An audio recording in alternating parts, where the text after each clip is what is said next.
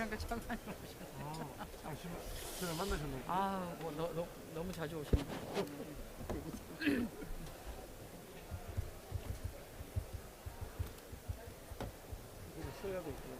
네. 아마 우리 Ladies and gentlemen, our Asia World Council special sessions will start shortly.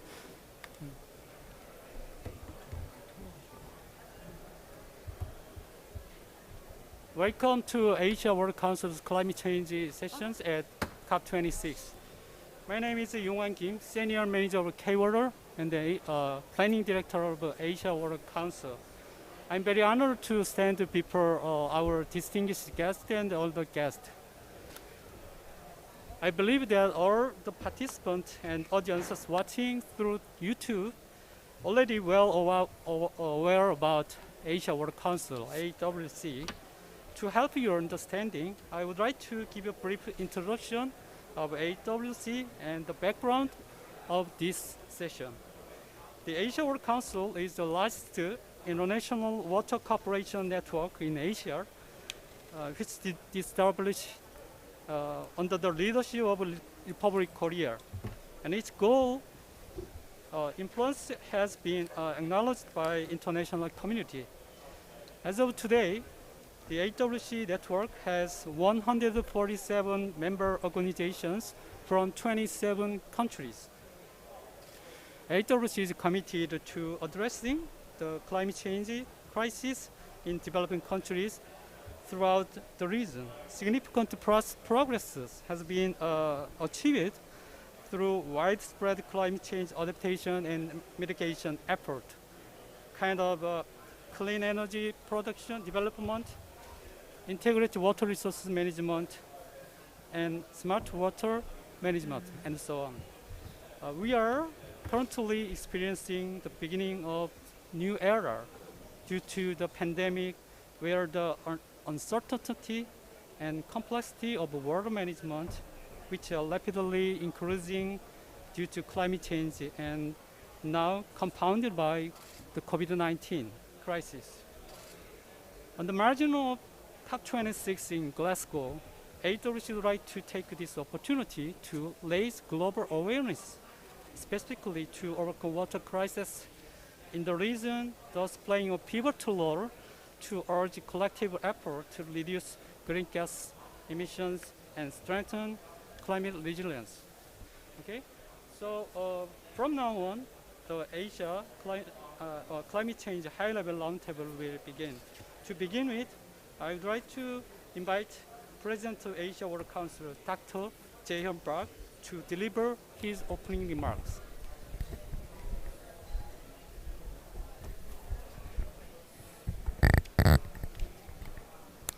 Good morning. I am Jae-hyun Park, CEO of K-Water and President of AWC.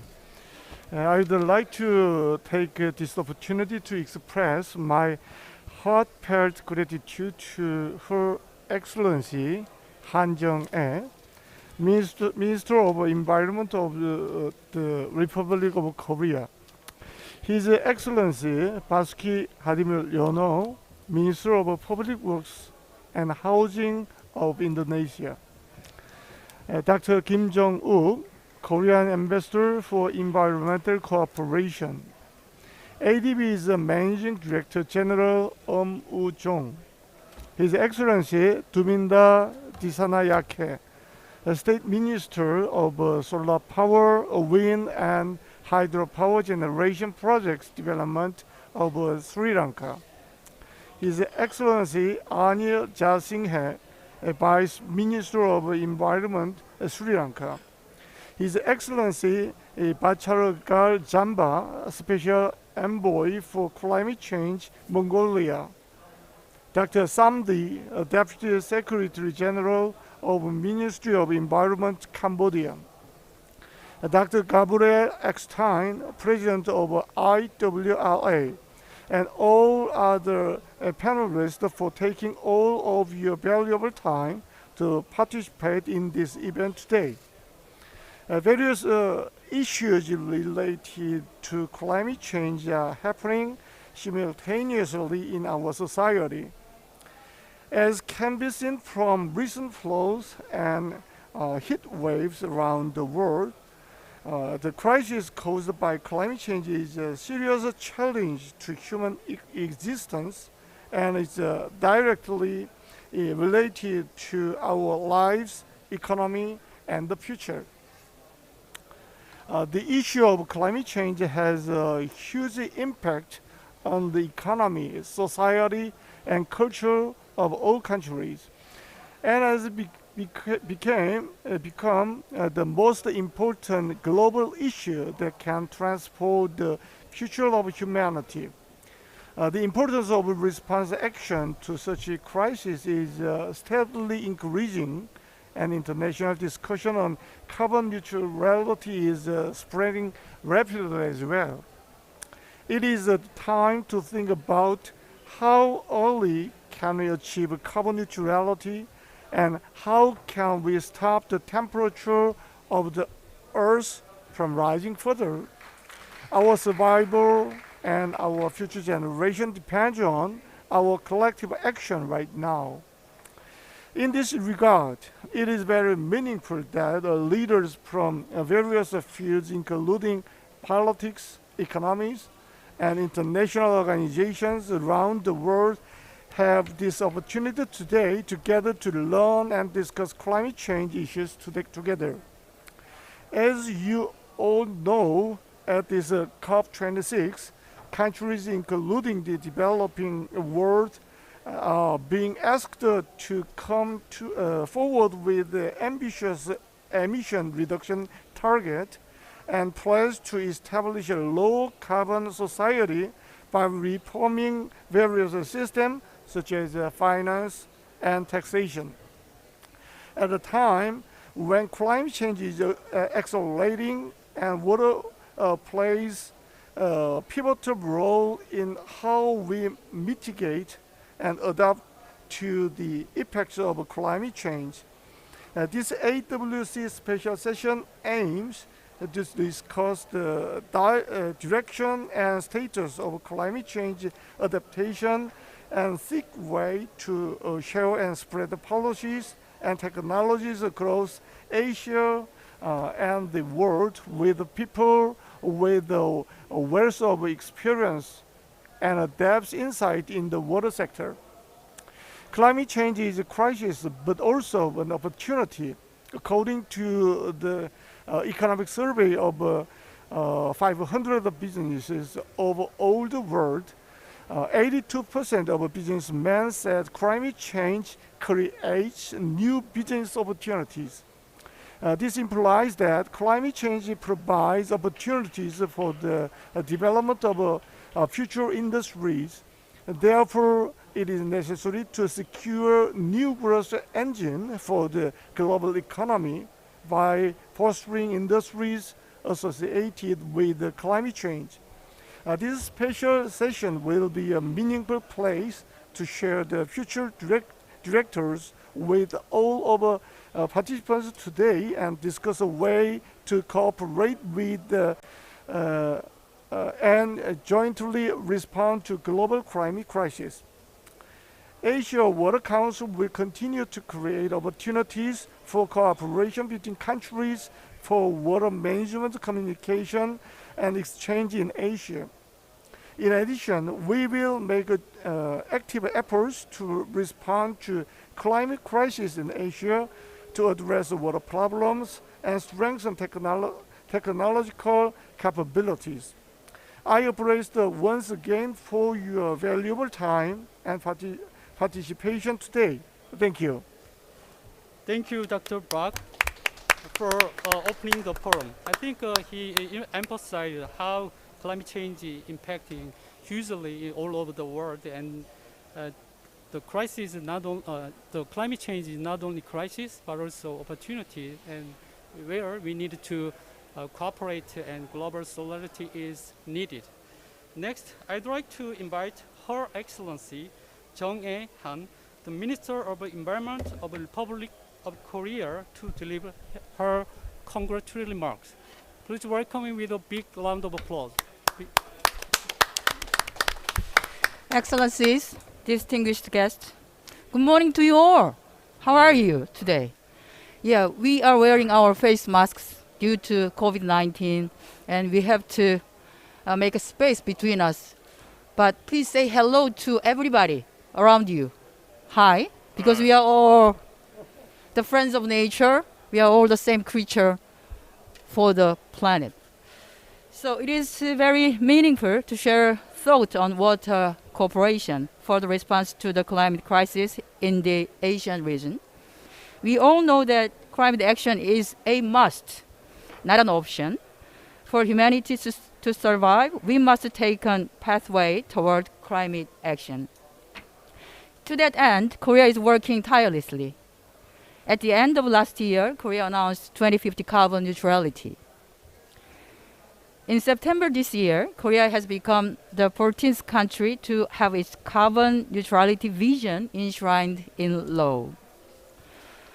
Also at this COP, Korea declared to the international community that it would raise the 2030 NDC to the 40% compared to 2018.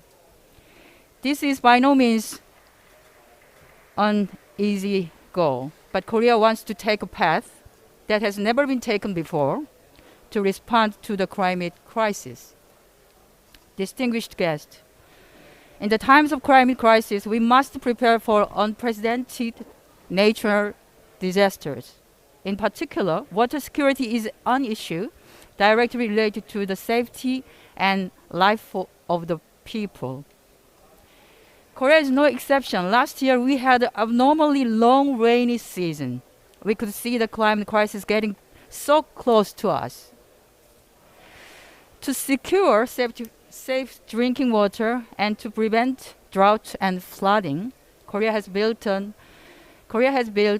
a unified water management system which utilized ICT and AI.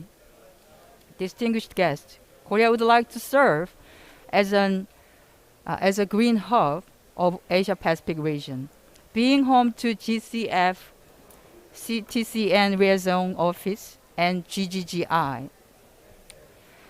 As the hub, we will actively share our experience and knowledge on water management with our neighboring countries.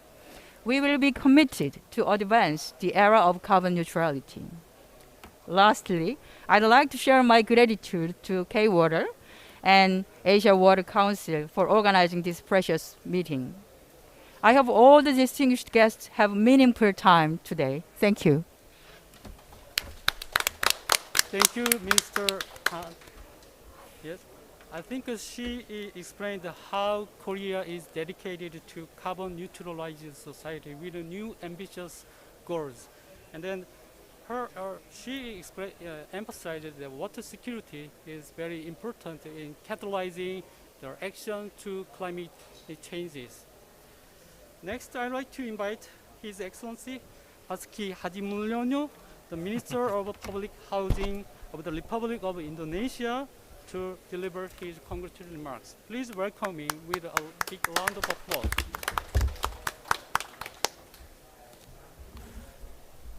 Bismillahirrahmanirrahim. The Honorable Minister of Environment of the Republic of Korea, Mrs. Han, the Honorable President of the World Water Council, that Mr. Lee Fuson, Honorable President of the Asia Water Council, Mr. Park, distinguished guests, ladies and gentlemen, it is really a great pleasure and an honor for me to attend this special session of AWC in climate change and high-level roundtable. My enormous appreciation to the President of AWC and the organizing committee for the excellent trial of preparation, and to all distinguished panelists and participants. Ladies and gentlemen, Indonesia is a very large archipelagic country with a total population around 271 million people. Based on the study conducted by the Ministry of Public Works and Housing, the potential of surface water in Indonesia is about 2.78 trillion cubic meter. However, as in the case of other Asian countries, Indonesia has faced three water problems. too much water, too little water, and too dirty water. These problems intervene in a potentially disastrous way with the climate change and socio-economic issues. We are all aware that nations around the world are still struggling to mitigate the COVID-19 pandemic and its economic and social consequences. The provision of clean water to support the practice of health protocols would become a primary important goal to the public infrastructure sector. A recent study conducted by the Indonesia Water Institute shows that the consumption of clean water during the COVID-19 pandemic has increased 3 times higher than a normal condition, with the total household water consumption reached approximately 995 to 1,400 liters per day. Water is the basis of life and livelihoods and the key to sustainable development. Successful water management supports the achievement of sustainable development goals, especially SDG 6, to ensure availability and sustainable management of water and sanitation for all. To achieve the ambitious target on water resources and water supply development, Indonesia relies on a public expenditure or national budget, which will not be sufficient. The financing gap must therefore be tackled by an integrated solution and supported with new financing schemes such as 1. Mobilizing commercial finance to bridge the financing gap and to strengthen the financing system through blended finance schemes. Second, implementing asset management plan according to various cooperation and delivery schemes. Third, optimizing benefit from upstream downstream infrastructure development such as multi-purpose dam that can generate revenue by providing a hydro plant aside from its main purposes. Fourth, developing the potential water fund to encourage investors to channel their funds to finance their water project optimally and on target. And the fifth, utilizing the big data and smart water to overcome existing problems in the clean water sector, such as ineffective monitoring process from upstream to downstream system, especially in extreme conditions. Ladies and gentlemen, with that, I would like to thank all of you for your effort, which make our cooperation and on many aspects, especially on water management aspect, become better and stronger. Thank you very much. Thank you, Minister. I think we live in a new normal area where this water resource management is very challenging. And then he mentioned 3 water problems. Too dirty, too little, too much is not only problem for Indonesia, it's all over the world. Thank you for your speech. Last but not least, I'd like to invite Ujong the Secretary General of Asia Development Bank. Please welcome him with a big round of applause. Good morning, everybody. Let me take this off. So thank you very much for inviting ADB to this important event, and especially for the organizer of AWC and K-Water and President Park, and Excellency Minister Han, and also Minister Basuki for being present here, and also especially Minister Basuki for helping ADB as part of the member of the Water Advisory Group that we have, which is very, very important. As Minister Han said, it's extremely grateful that this is actually happening, and the knowledge exchange is so important for us to see face to face. But unfortunately, we actually are covered with our masks, so I decided to do something innovative and put this thing. And I feel like everyone's staring at me in this COP event, but I hope I can start a new trend where you can actually have a transparent masks until the COVID goes away completely. It's great to see this this event, water issue, being prominently featured in the COP, because a lot of people talk about reducing greenhouse gas, which is a very important discussion that's happening across.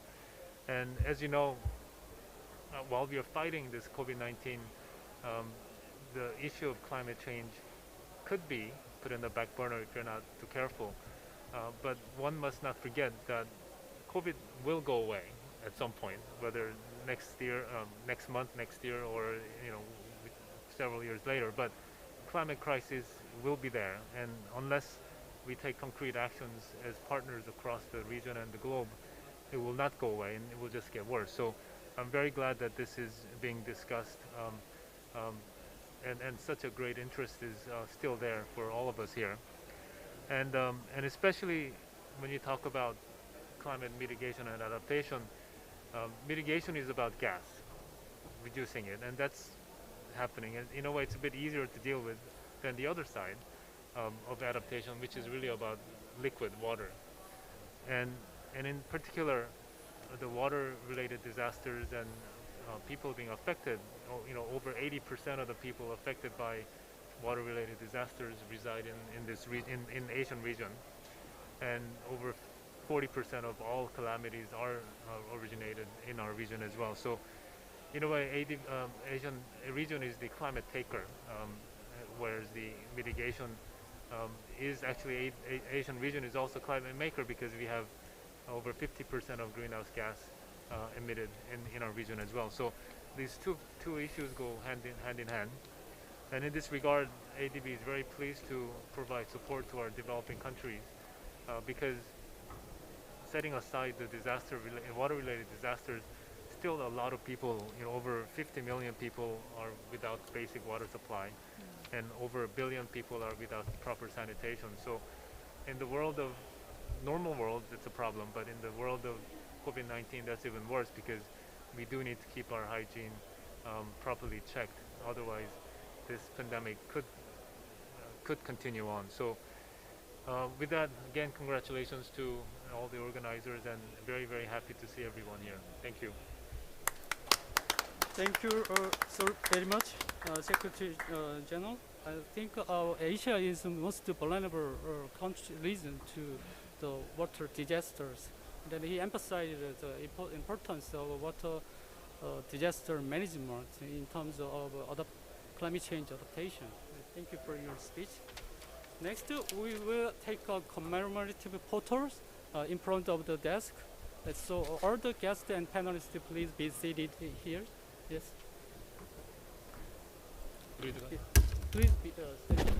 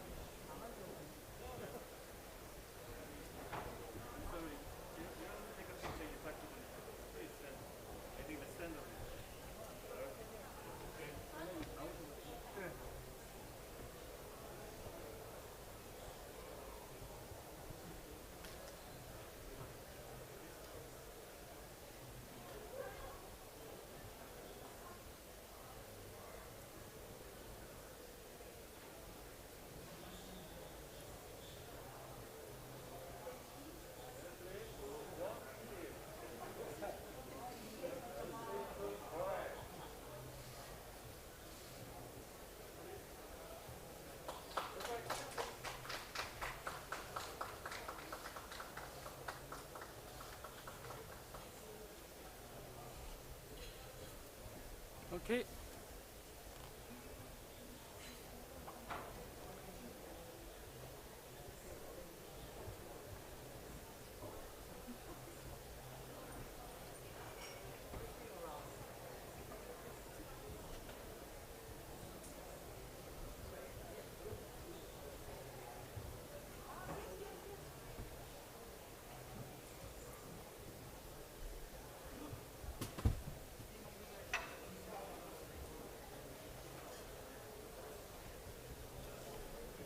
Okay, thank you.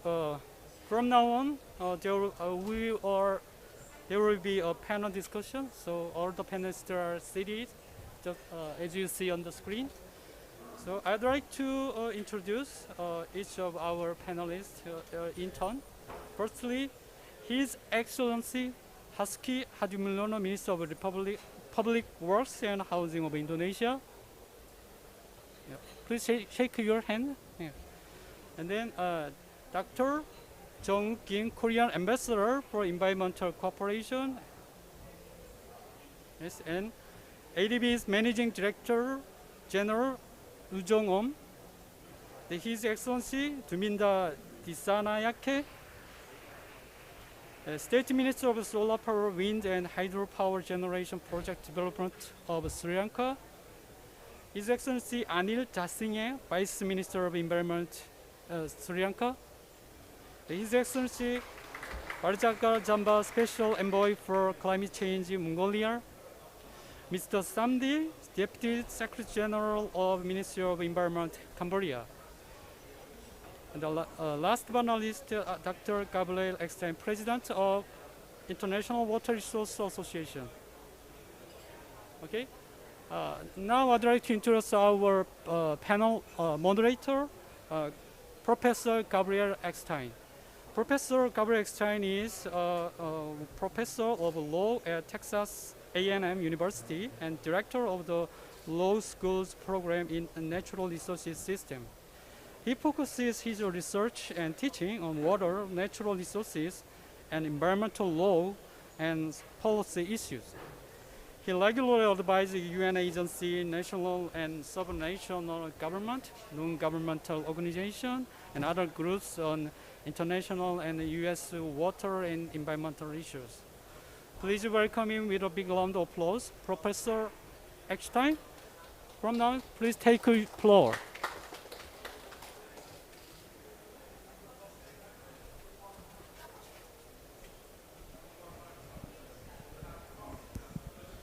Thank you very much, and thank you for. Please don't forget when you speak using the microphone. So thank you very much for to the organizers for putting this together and for inviting me to moderate. And so I think we will go ahead and begin directly with the discussions. Is that? Yep. So what I'd like to do is I'm going to ask our distinguished guests here various questions, and I'd like to begin with our guests from Cambodia, Director Stee. Cambodia has a 10-year climate change plan, and you have great focus on food and land use. And I wonder, how does this factor into the Paris Agreement goals that have been developed and that Cambodia has been a part of? Thank you very much for the questions, and good morning, Excellencies, colleagues. Well, Cambodia has established the National Council for Sustainable Development in 2015, chaired by the Minister of Environment and honorary chair by our Prime Minister, Somdech Hun Sen. And the National Council for Sustainable Development is cover the convention and also address the environmental issue, including climate change. We have prepared the 10-year National Climate Change Strategic Plan. It covers both adaptation and mitigations, address all these issues, and it's with the participation from the line ministry. So this action plan is very important for us to prepare and also to take action to address climate change.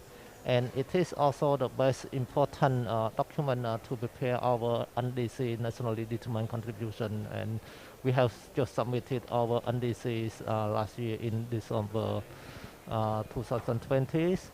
And it covers both adaptation and mitigation. And in that one, I think Cambodia adaptation is remain very important for Cambodia because we are agricultural country. We are based on agriculture. So climate change impact is very, very important for us, and its impact not only for for our economy. I think we have we have estimate if we don't take any action to address climate change in Cambodia, our economy will reduce quite significant because of the impact of climate change. And one more thing, besides we address the adaptation, but we also take into account the mitigation part in terms of based on our capacity and abilities. Of land use change and forestry is play important role in greenhouse gas emission in Cambodia, and we have committed to reduce the deforestation. But to do that, I think we also need the support from partner because we are based on our land, and so to protect the deforestation, to reduce deforestation, I think we need strong support from partner, from financial institution, including Green Climate Fund. We have prepared a result-based payment, so I think it's very important for us to play around for to reduce the deforestation. Besides that, I think we also prioritize some sector in our NDCs, the emission reduction from energy sector. Renewable energy, especially for solar, it's increasing significantly. I think 25% of our energy mix. So I think it's very important, and we expect to increase more for solar power. Besides that, our government recently announced we will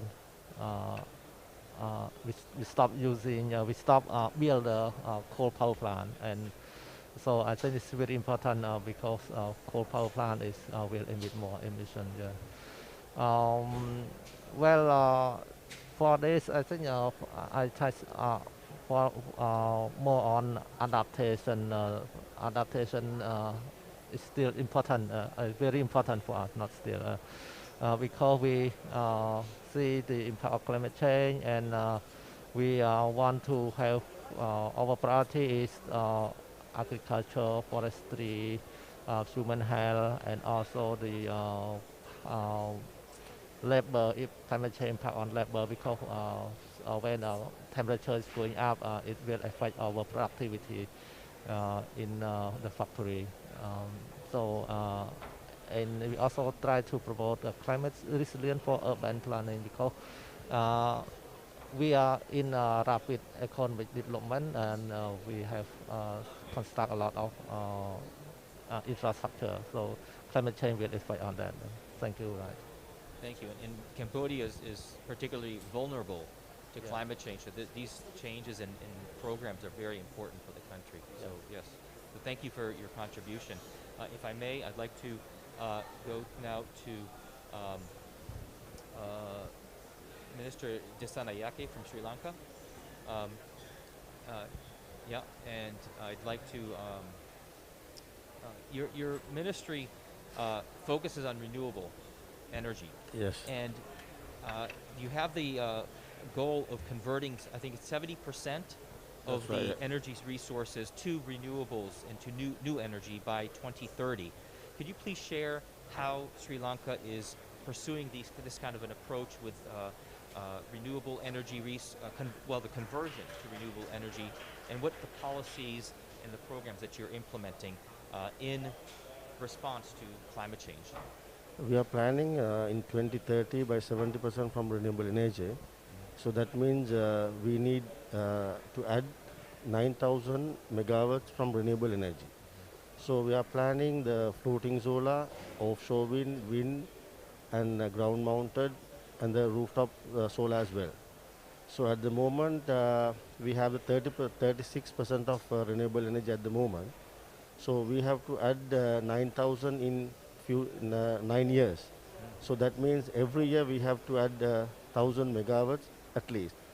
So for that we call for the proposals above 50 megawatts. We call for the proposals from the various companies in Sri Lanka and the international companies as well. So we hope we can reach that level in 2030. And we already agreed no more coal plants in Sri Lanka. So in future, no more coal plants in Sri Lanka. Thank you very much. Thank you. Thank you. If I can turn to Mr. Zamba from Mongolia. Mr. Zamba, the Mongolian government has implemented a national adaptation plan. And we've all heard the concept of climate resilience that has become very common and very important here in the context of the COP. And so I'd like to, if you could please share the how your country is implementing this plan and what are the objectives and the policies that you're pursuing. Good morning, everyone. And in terms of resilience in respect of water, Mongolia has not so good position because, as mentioned Mr. from Indonesia, three problems. Little water, sometimes much more water and dirty water. We have the same problem. Anyone can ask us how you can compare Mongolia with Indonesia, having 90 times less population in Indonesia, and Mongolia is a deep continental country, not island country, and so on. But average precipitation is very small, around 220 millimeters. It is very small, and 90% of this precipitation is go back to the atmosphere because of evaporation. And but now average temperature is increasing, and evaporation is intensifying. And if we, instead of 90%, 1% more evaporation, it means the amount of water we will lose exceeding today's consumption of water for the whole country. And therefore, much less water. But why much more water? Because nowadays rain frequencies of rain is less, but intensity is increasing. And heavy rain usually causes flooding. Only this year, around 40 people lost life because of flooding. But 40 in Mongolia, for having 3 million population, it's a very big number. Yeah. And even in arid areas, we have heavy precipitation and flooding, because local people are familiar with the situation and they never prepared for this. Why much more dirty water? Because mining now, Mongolia is becoming the principal sector of economy, and therefore we have a big problem. And just not only just mechanical pollution, but also chemical pollution. Sometimes, for example, for the production of gold, people use some toxic chemicals and so on. And therefore, we are thinking only two ways to try to minimize the negative impact. Of course, first one is to store water to prevent intensity of evaporation in highland, and but not construct a very heavy concrete dam, but using natural setting, so-called nature-based solution and so on. Secondly, recently government, President of Mongolia announced the campaign to plant 1 billion tree up to 2030. But it is not just single tree, it's one tree. It means round grass, bushes and so on would decrease evaporation and increase replenishment of soil moisture and so on. And just government is trying to address problem related to water such way. Thank you. Thank you. and I'm a little bit familiar with the water issues in your country. My organization, the International Water Resources Association, we're now speaking to some of your countrymen about starting a chapter for IWRA in Mongolia. So this is something that we hope to support and assist to the extent we can. So very serious concerns. So thank you. So let me turn now to Mr. From the ADB. The ADB, we also have K-Water, we also have the Asian Water Council. These are important institutions for developing cooperation. Well, I'm sorry. Skipping the questions here. So ADB emphasized the importance of strengthening capabilities of water management companies and facility operators in developing countries through water operator partnerships.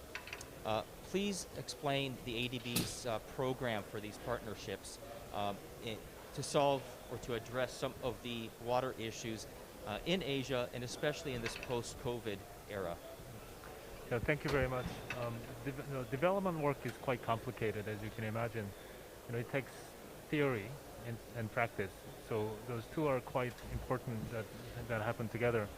So as part of our long-term strategy, we identified partnership with other development partners, but also among the developing countries to be scaled up as well. So in this connection, there are a lot of important issues that needs to happen.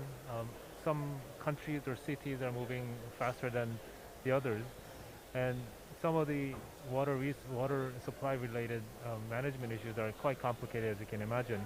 And to name one example, non-revenue water, that's something that everyone's trying to solve.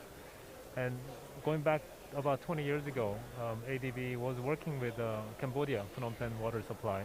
And at that time, I think the non-revenue water was over 50% there. And compared to now, Cambodia was in a much less developed stage. So people didn't expect the kind of success that you could actually achieve in any country. But Phnom Penh Water did a great job in terms of doing reforms as well as the physical infrastructures as well. But it's the commitment to change was really important. So that went from over 50% to I think less than 10% non-revenue. So when that happened, everybody was wondering how did that happen, and we found back in 2007 we should actually there's so much preaching we can do, especially from the developing agency perspective. So we thought we should show successful model with some of the up-and-coming water managers. So we started this water operators partnership program, WAPS, and since 2007, I think we completed around 80 twinning relationships. So it's not necessarily developed country versus developing. It's actually utility specific. So whichever country you're from, we bring them together and we provide some technical assistance resources. I think it was like $7 million so far, but we're going to revamp that. And with that money, we facilitate the knowledge exchange, site visits, and showing them around, like holding a hand to kind of carry the torch, so you can actually practically see how things are done on the ground. So that's basically the concept of WAPS program, and we've done that with utilities in Australia, the U.S., and others, but also within the developing countries. So to be honest, I think twinning within the developing country works the best actually. Thank you. Thank you very much. Thank you. So let me turn to Dr. Park. So please share with us what strategies these organizations like K-Water, Asia Water Council, we also have the other organizations that are bringing these groups together and to try and develop cooperation. I think there's over 140 organizations that are involved with in government agencies to combat climate change in Asia. So if you could talk about that process, that cooperative effort, and also talk about the role and cooperation plans of water platforms, such as the World Water Council, Asia Water Council, to address climate change in Asia.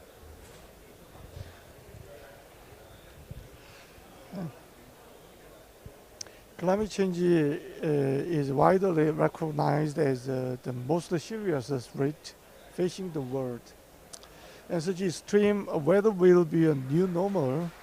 As CEO of K-Water, it is time to act for transition to a low carbon society and climate change adaptation, considering the increasing frequency and intensity of water-related hazards like flood and drought. K-Water has promoted new management strategies in response to a water disaster led by this crisis with a low energy consumption in the water supply process. Greenhouse gas reduction, renewable energy development like solar and hydropower. Furthermore, we are trying to find new opportunities of growth through each project like smart water city, water industry expansion, etc. And then I'd like to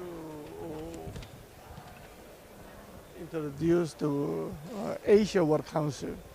As the president of Asia Water Council, inter-organization and international cooperation are essential in order to address water issues and achieve the SDGs in the region.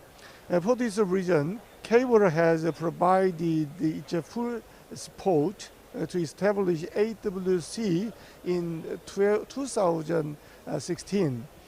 And now AWC is raising water issues at the top of a global agenda, providing practical solutions to water challenges through 19 international events and more than 20 water-related projects. Currently, it consists of 140 members organizations from 27 countries, including governments from 8 countries, including Republic of Korea, China, Indonesia, Thailand, etc. Research institutes, international organizations such as UNESCO, World Bank, etc. In particular, AWC closely work together with all members by sharing experiences and expertise regarding the introduction and application of smart water management technologies, systemization of river-based management, climate resilience, improvement of water-related facilities, in order to provide a customized solution to each country's water problem. Various projects such as infrastructure development and system development are being implemented. Thank you. Thank you, Dr. Park. Thank you. So let me turn now to Mr. Hadimuljono from Indonesia. Indonesia is embarking on a very ambitious project for a new capital, and this is it's very impressive in terms of the scope and extent, because you're very much trying to become sustainable in terms of how you're building and how you're developing this new capital city. And I wonder, how does this fit in with the country's strategy to deal with climate change in terms of having a brand new capital, but trying to make it fit in with, not exacerbate climate change? Okay, the concept in building the new capital city of Indonesia is first for the new capital city itself. We call it the smart city in the forest, because it is real in the middle of the Borneo island, forest island. So with the concept of smart city in the forest, we will rehabilitate the forest. It's already extinct, but we are going to rehabilitate again, to reforest, to plant the forest again. And also, this is the first thing that we are going to do before we build, we reforest first. So we really want to have a smart city in the forest.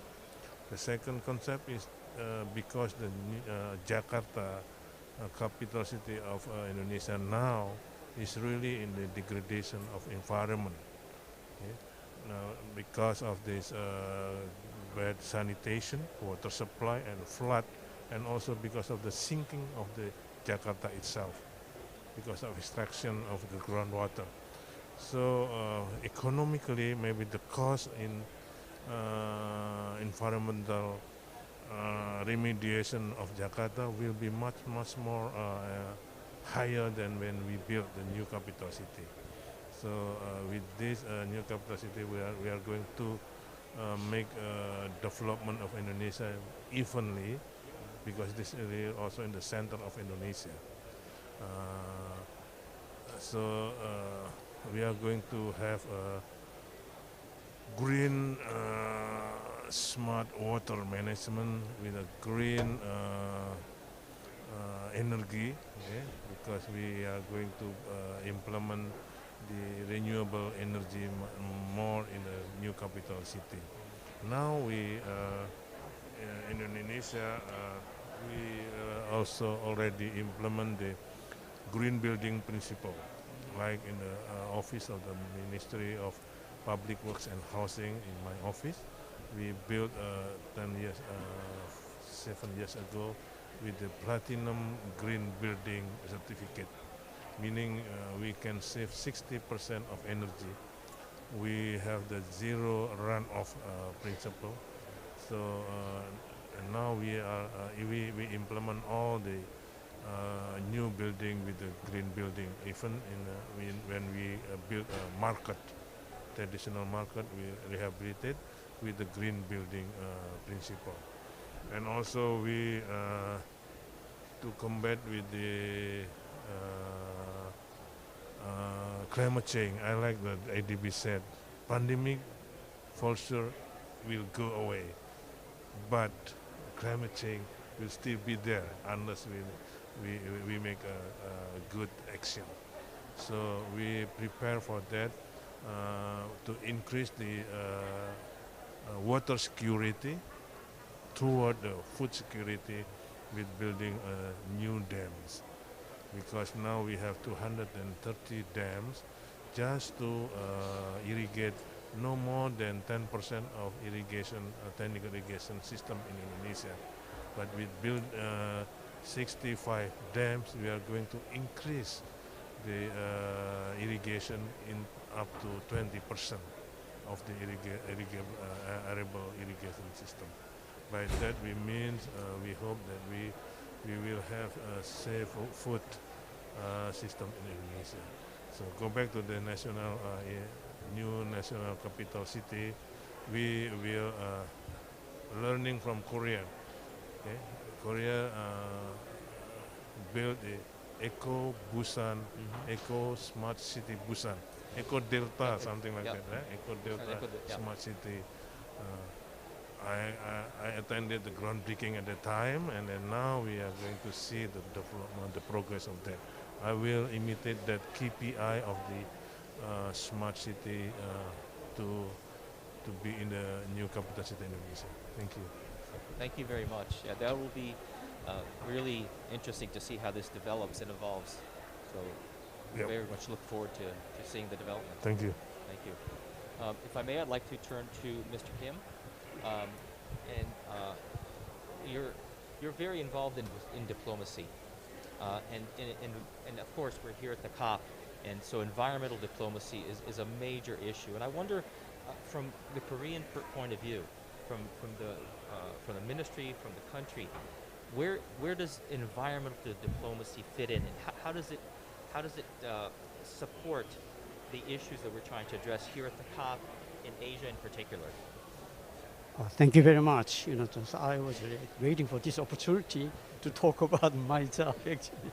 So just I brought some pictures to explain, what we can do in incorporating the environment. And the scope of the environment cooperation in Korea is quite open. as to on what and as to with whom. You know, Korea was one of the worst, you know, the country in the world. And until 1960s or 70s, you know, Korea was the poorest country in the whole world. Maybe I better say one of the poorest countries.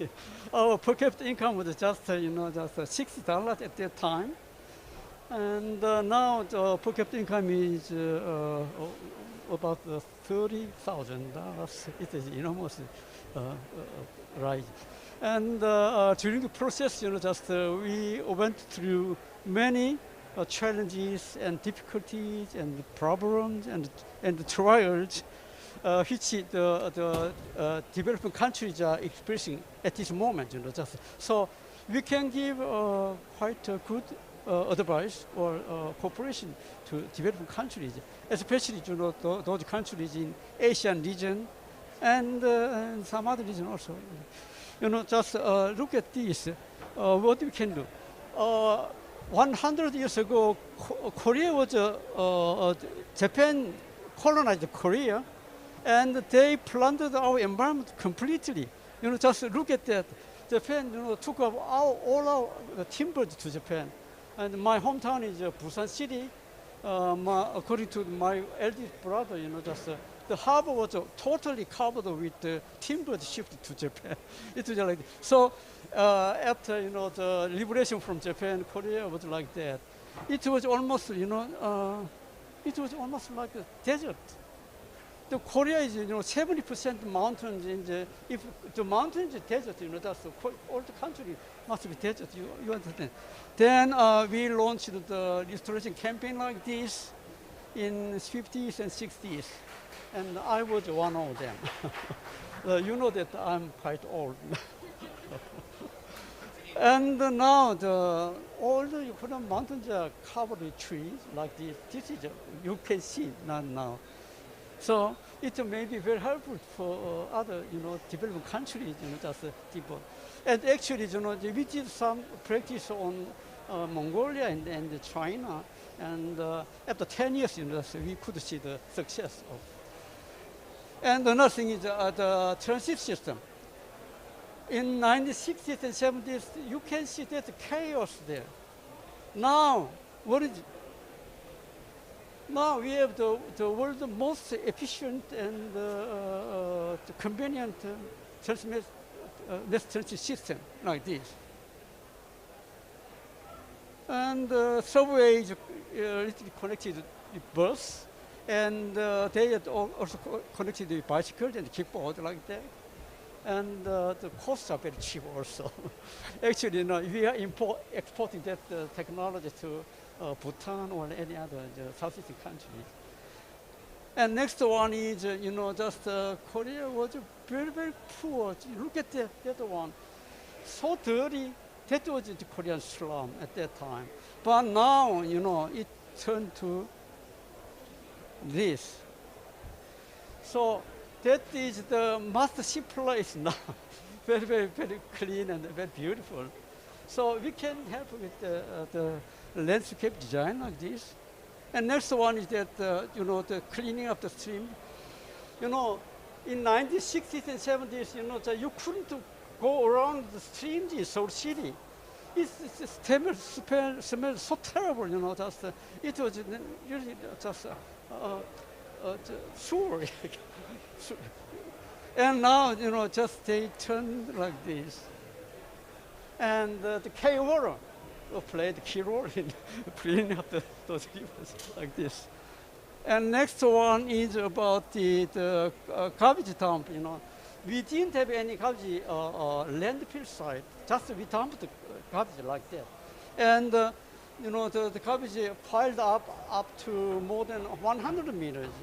And if you go there, just you could see everything in the world, like dead carcasses, and you know, even the dumped cars, and even diamond rings. So those, you know, turned to like this park like this. We completely, you know, just treated the leachate water, and we completely collected the landfill gases. It is used for the, generating electricity and hot water for the neighbors. And this used to be, just the neighbors' enemy. They really hated that. But now the neighbors are very proud of it. Just you don't smell anything at all. Very, very beautiful, like this. Like this, very, very beautiful. And another thing is, just the waste management practice. Until 1970s, we didn't have any waste collection system at all. But in 1995, we introduced the volume rate collection. That means you have to pay for the waste you produce. And we also, collected the food waste separately. Then, just our the waste production decreased very much. And I was the very person that introduced those two, system. Didn't I do a good job? And now the waste are collected in three ways. One is food waste, disposal waste, and recyclable waste. Only recyclable wastes are not charged. Food waste and the other disposal waste are charged. So the people are very careful, to and if you look at this, the bottom line, food waste is collected in the red bin, disposable waste in the blue bin, and recyclables are separated according to kind. Then they are there. And here, fluorescent light bulbs and batteries are collected differently. And the camera helps people very honest. And that beautiful young girl is my daughter. Oh, no, my wife. And the recyclable waste, collected, and people manually separate them, and some of them are reused, and some of them are used for upcycling, and the rest goes to the recycling factories. And in 1990, when we had the UN conference on environment and development, and our companies, big companies, that paid attention to that, and they launched a green management campaign. And at that time, they invested a lot of money, big money at that time. And they reported, for example, the Samsung Electronics reported to me that they reduced the energy use by 10% in a year and increased the productivity by 10%. And they keep doing that for more than 2 decades, and they rose up to the world top industry now. And at that time, we had a big 4 conglomerate. We call it Jebel. That's Samsung, LG, Hyundai, and Daewoo. Daewoo said they are very busy expanding their business, and they didn't pay any attention to the green management, and Daewoo collapsed. So that's, just we like to cooperate with developing countries in the world, and because the Korea is the only country in the world, just right from the underdeveloped to the developed, and so many developing countries are looking forward to Korea's example. So that's we like to do in the future, and you need money to do that. Then you can contact with Mr. Omi. Thank you very much. Thank you. It really is impressive what Korea has achieved in such a short time. So thank you for sharing that information. If I may, I'd like to turn now to Mr. Jasinga from Sri Lanka. A country like Sri Lanka, what is its voice in a COP like this in terms of the size of the country is relatively small, and you're sitting here amongst 200 countries. What is the voice, and how do you raise your voice in this kind of an environment, and to address things like climate change?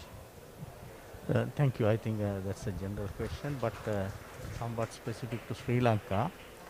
Sri Lanka is a small island nation, and when it comes to climate change, Sri Lanka was rated 3 years at a stretch, 2017, 18, and 19, as one of the most vulnerable, belong to the first 10 vulnerable countries in the world, according to the German Watch.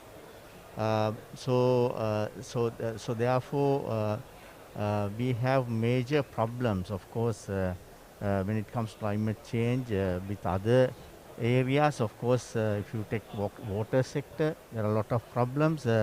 We see droughts and the floods at the same time, in various areas of Sri Lanka. So therefore, I think on one hand, the government of Sri Lanka, the president of Sri Lanka, has came up with very ambitious NDC targets. That is to show the world that though our emission rates are very low, that is 0.03%, that a country like Sri Lanka still would like to chip in the cutting down emissions.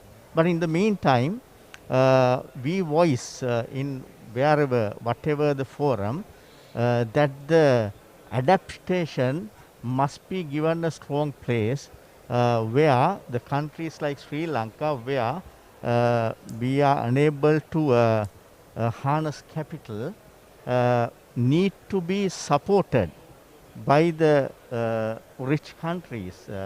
Of course, my mind goes back to 100 billion USD pledge. So I think that was, once again, this was reiterated at this COP26.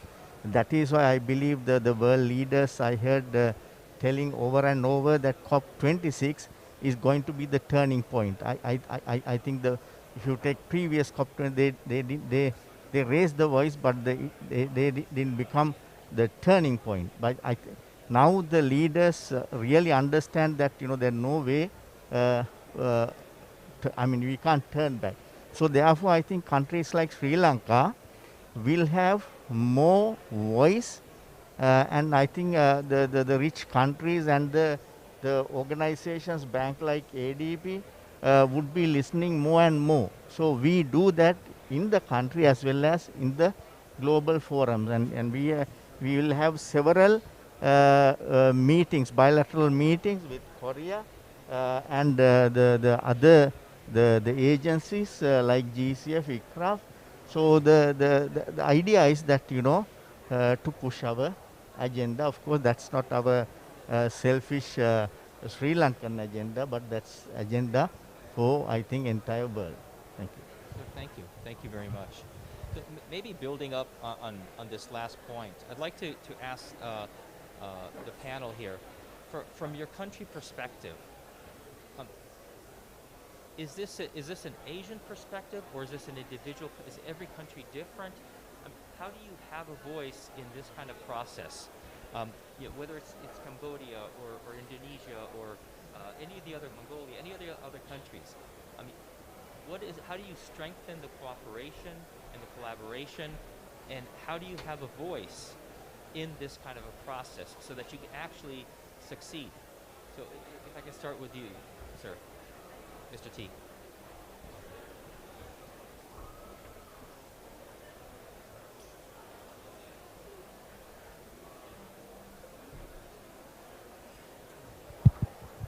Thank you, right.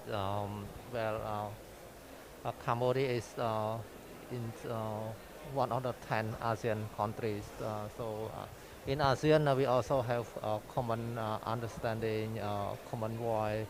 And before we came here, we also have ASEAN joint statement on climate change. So we are trying to push on how developed countries can commit themselves to mobilize the resource up to 100 billion per year. So I think that is very important. And in ASEAN context, we have similar circumstance because we are the most vulnerable countries, and we try to push on that, and we understand that we are um, uh, understanding about common but differentiated responsibility and capable capacity. So I think it's very important for us to understand, and in terms of that we also part of the least developed countries, so developed country group. So we also have common voice on that, try to push. Especially on the resource mobilization, capacity building, technology transfer. All this I think is very important for us to address climate change. Yeah, thank you very much. Mr. Desayaki, do you want to supplement and add to what your countryman has stated? Yeah, I think we have to think globally, and as a country individually, we have to do our what we have to do. So I think this kind of conference and this kind of meeting, what we are talking, the real problem, and we have to think how we can support. I think that's the main thing. I think in Sri Lanka, I think for the climate change and renewable energy sector development like that, we are doing the biggest thing we can do. And we are looking forward to get the best practices from the other countries, and we are searching for the help, the money, assistance, but we are doing the best thing. Mr. Zamba, what is your perspective?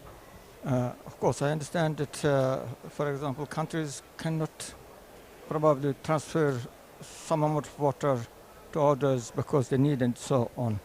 But countries can transfer or exchange know-how and technology, how efficiently use, how clean water, how reduce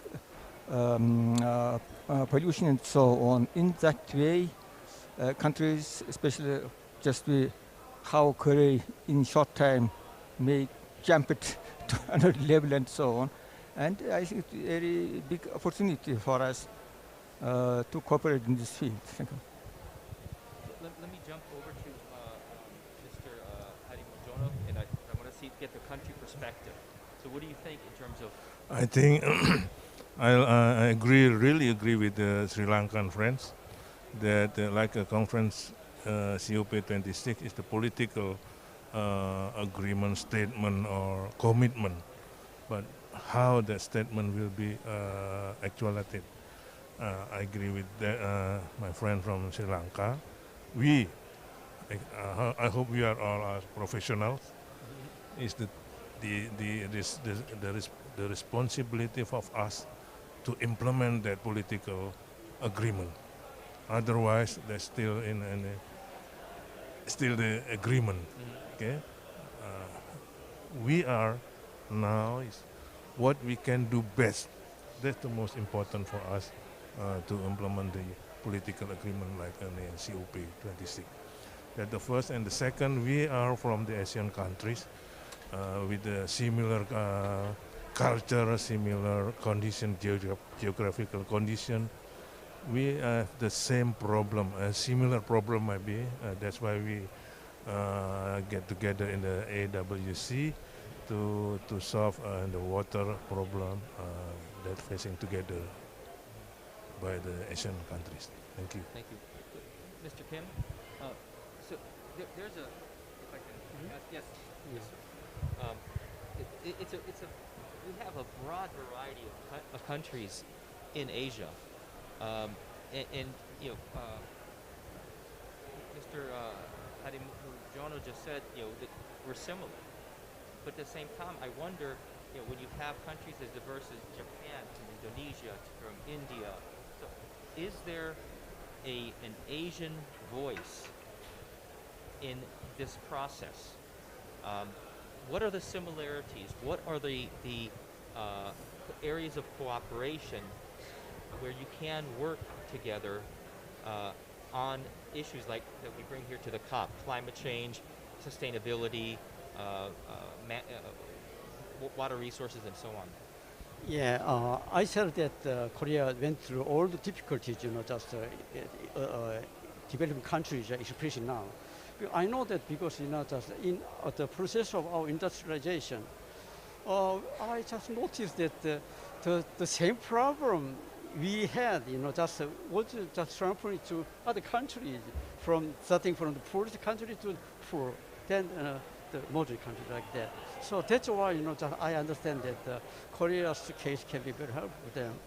And the problem is that just we need some mechanism to help them and money to help them, but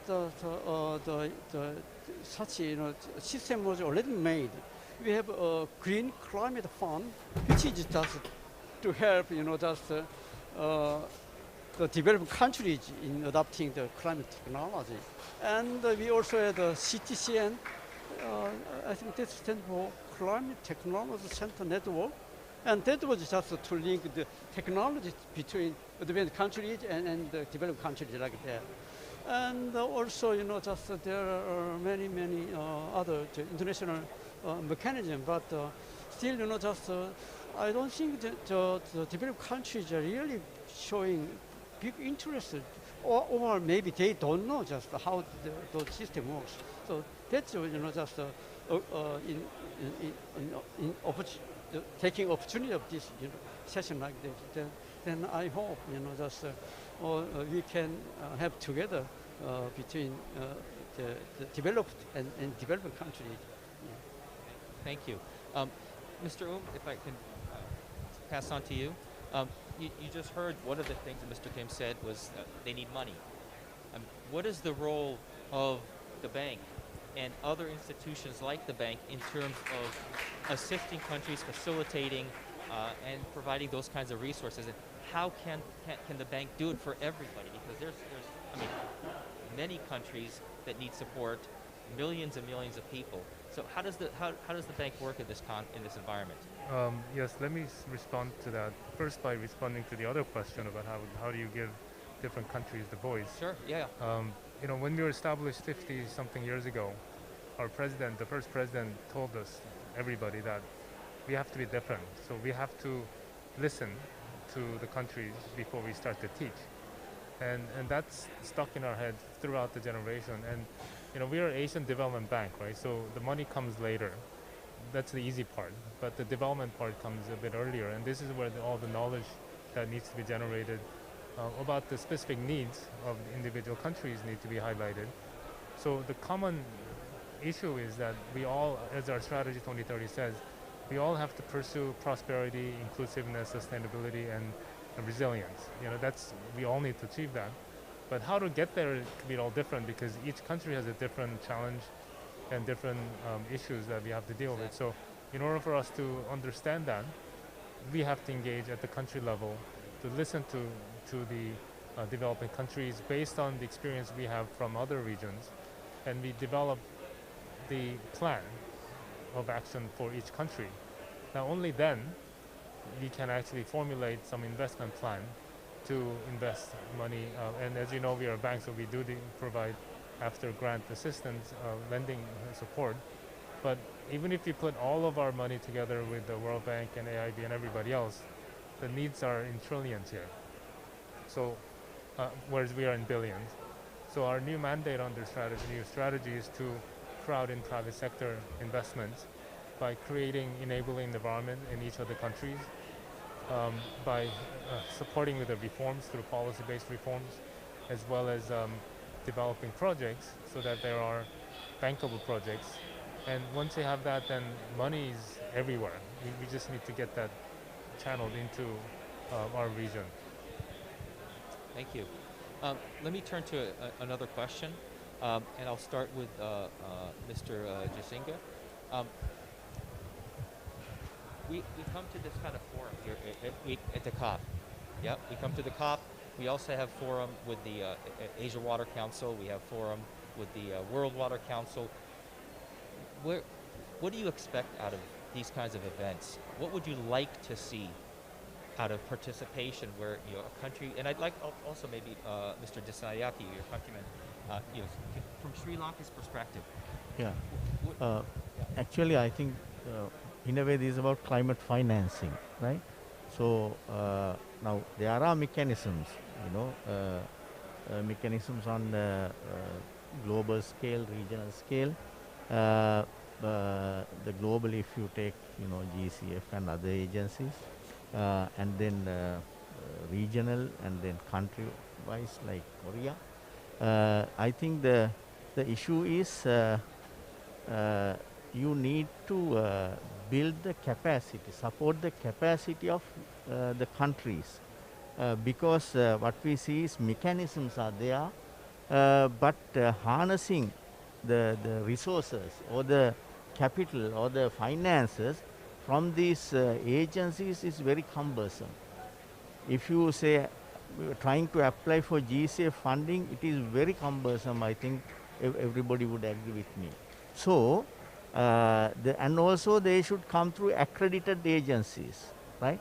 So, I mean, if these agencies sort of develop the capacities in the countries, in the respective environmental ministries and other, inside countries, I think there'll be more enthusiasm, and they will get to know more and more how to access, and then it will be much more easier. But now the resources are there. Those who needing resources are elsewhere, and this connection is actually very much loose. Thank you. If I can ask your countrymen to maybe, if you can pass the microphone. Do you have any supplement to this? I think what the doctor said is very correct. Like Sri Lanka, we need to see the experience of the best practices. So then they can help us and we can adapt like that. I think we need the support. So the Sri Lankan point of view, I think these kind of things is very good for us to get the experience and the support from all the other countries who can support. And the other thing is, I think if you are thinking about the globally, all the countries who can help to the other countries, that is needed at the moment, I think. So in Sri Lanka, we need the support. Thank you. So if you pass to Mr. T, what is your perspective? I mean, we have the climate change COP, we have Asia Water Week, we have all these other events and programs. Where would Cambodia benefit? What is Cambodia expecting or would like to see happen at these events to support your country? Thank you, Mike. I think it's very important to learn from each other country. I very like the Korean model. It's only 100 years ago, but Korean has moved very fast and can transfer that technology to developing countries. So I think it's very, very important to learn from other countries. And in Cambodia, I think we also receive support from Water, Ministry of Water Resources and Meteorology. So they just inform us that they have got a lot of support from Korea in terms of developing infrastructure irrigation system for Cambodia, because we are rely on agriculture. So the irrigation infrastructure is very important. And we need this kind of support, not only from Korea, but I think from other countries to support us. Thank you. Thank you. And I think our colleagues from Sri Lanka have to leave because you have a side event going on right now. So I want to thank you for participating and really appreciate your time engaging, and hope maybe the rest of us can stay for a little bit longer. Yes, so thank you very much. Thank you.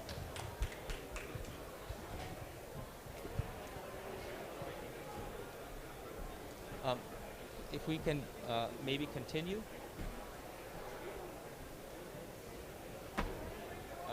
With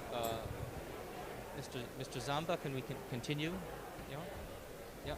So, what is your perspective from Mongolia's perspective on the role of these kinds of events, the COP and Asia Water Week and so on, for Mongolia? Where's the benefit, and where would you like to see the benefit?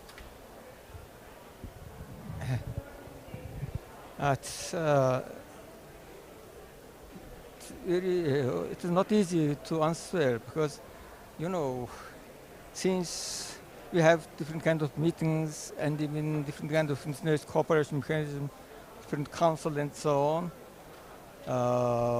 We are organizing meeting and so on, and people understand that we are doing because they have some benefit.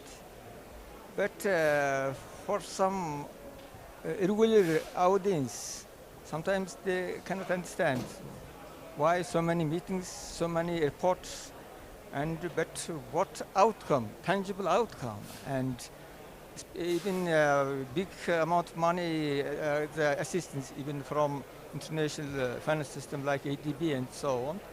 In Mongolia, some people ask, you spend $10 million for what? And of course, you have very nicely printed reports, but who is reading this one and so on? And therefore, for some countries, it's very important to have some, how to say, showcase or some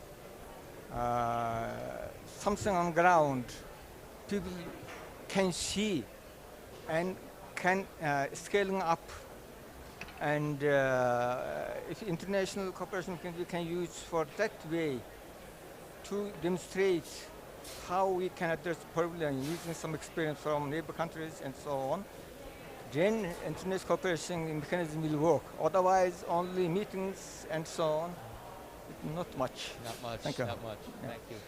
So let me ask a similar question to you, sir.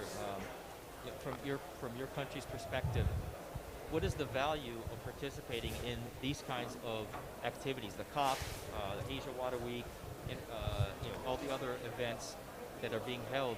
And what do you expect from them, and what would you want to have come out of these kinds of programs and these kinds of events? For me, to participate in this kind of conference is I can learn from other countries what they have done, as I said before, to implement that political agreement already been made before. So by that I can compare with what my country already did now. If again, we cannot do ourselves, but we have to, if there is other country can do better, then we can learn from them. Thank you. Mr. Kim, yes, so I think Korea is a little bit different situation because the level of development is as much advanced as compared to some of the other countries in the region. So what is the role of Korea in these kinds of events, in the COP, in Asia Water Week, in all these other events that are happening around the world? What do you expect that the role of Korea should be, and what would you expect the benefits to be to come back to Korea? Well, I met several people from developing countries, and I noticed that they are very interested in Korea case. And as you just heard this morning, just many of them just talked about the same problem we experienced, like deforestation and garbage problem and city planning like that. So just I noticed that will be very helpful to other countries in the world. So that's why I said we have to concentrate in cooperating on environment with the developing countries. We are not just doing good, but still you have much experiences to share with other countries in the world. So that's what I'm expecting. So that's why I'm just very grateful to you for asking me that question. I wanted to show that to the world.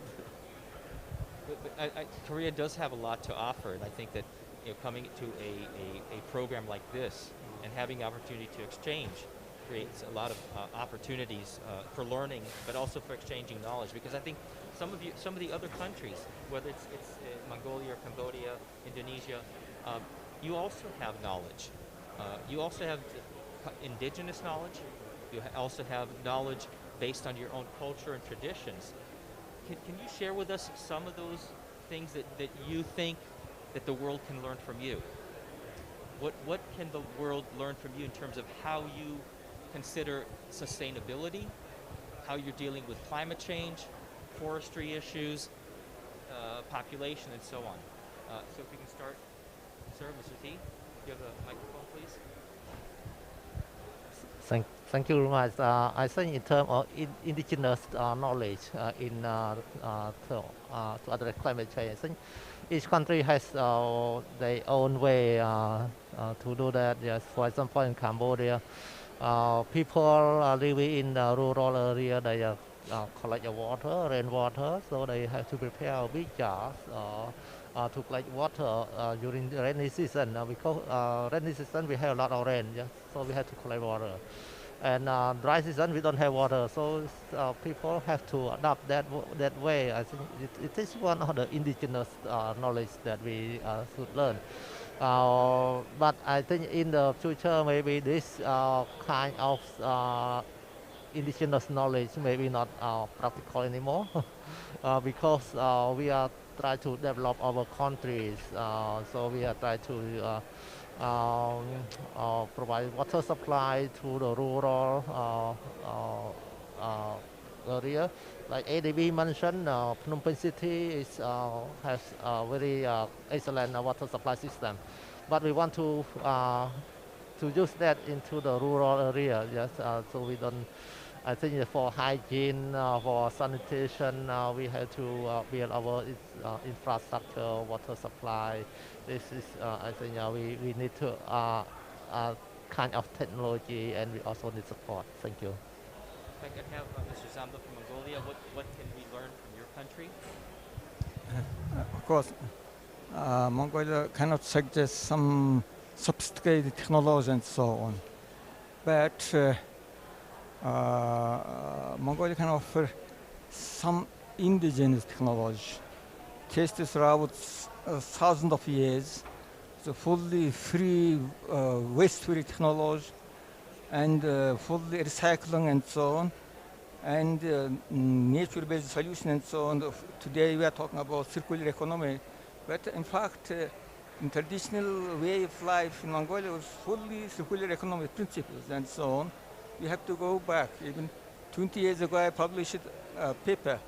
They go back to the future, and nowadays some people still making reference to this paper, and therefore 2 years ago, Parliament of Mongolia approved the green development, the vision, not green economy, and we included not only just modern technology, but something we can use from our past experience and so on.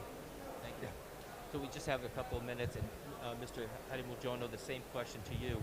What can we learn from your history, your culture, your traditions? Okay, there's several traditional habits or custom that really related to the environment protection, like in West Java or in West Sumatra.